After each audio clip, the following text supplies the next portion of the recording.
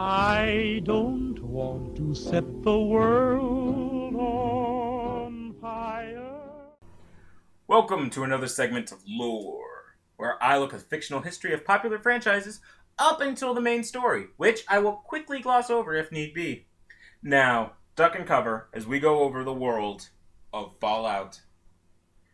Our story begins in the 1950s. The transistor is never invented, and the popular science of the world is composed of atomic physics and vacuum tubes, making cars and household appliances run off of nuclear energy.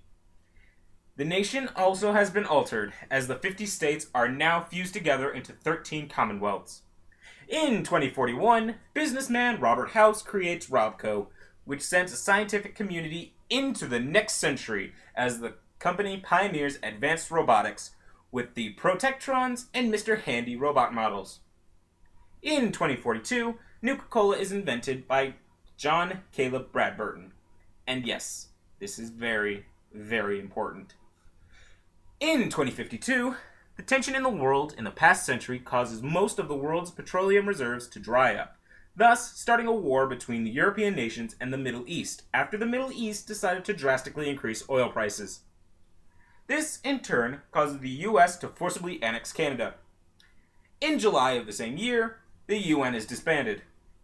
In the following years, war has escalated, and weapons like lasers, plasma, and power armor are introduced into the military. In 2059, the Chinese take over Alaska for its rich moose and oil supply, and I think they were mostly after our moose. The United States decides to establish the Anchorage Front Line.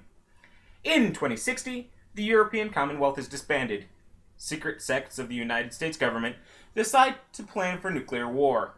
After this, they commissioned Project Safehouse, and Vault-Tec was chosen to create high-tech bunkers called, what else? Vaults, to protect enough of the American population to rebuild the nation after the fallout has cleared. However, Vault-Tec had a secret agenda, as these vaults were actually used as experiments to torment the population inside. For example, they would often populate a vault with only children, 1,000 women and 1 man, 1,000 men and 1 woman. Maybe they didn't close the doors all the way. Maybe they only put 10 men, 20 women, and a panther. Or they even just left a man in a vault with only himself and a box full of puppets. On October 3rd, 2077, the Great War occurred.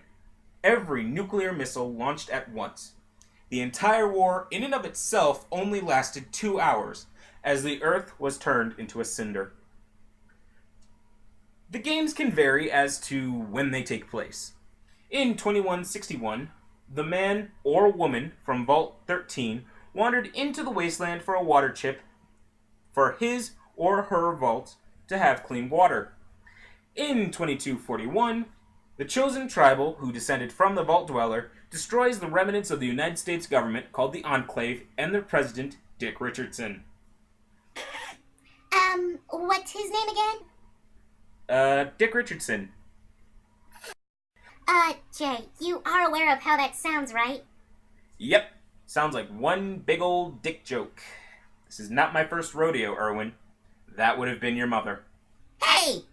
In 2277, a Vault Dweller leaves Vault 101 to find his father and help deliver clean water to the remnants of the United States capital, Washington, D.C., and eliminate the mutated threat that lingers over it. And finally, in 2281, a simple courier helps win a war between the new nation of the New California Republic, the Roman wannabes Caesar's Legion, and the robot commanding Robert House in a post-apocalyptic Las Vegas.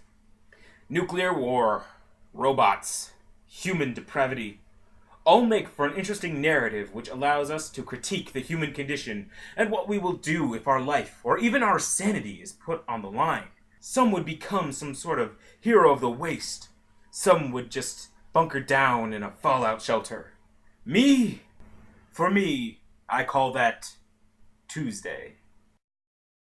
I've lost all ambition for worldly acclaim. I just want to be the one you love. And with your admission that you feel the same, I'll have reached the goal I'm dreaming of.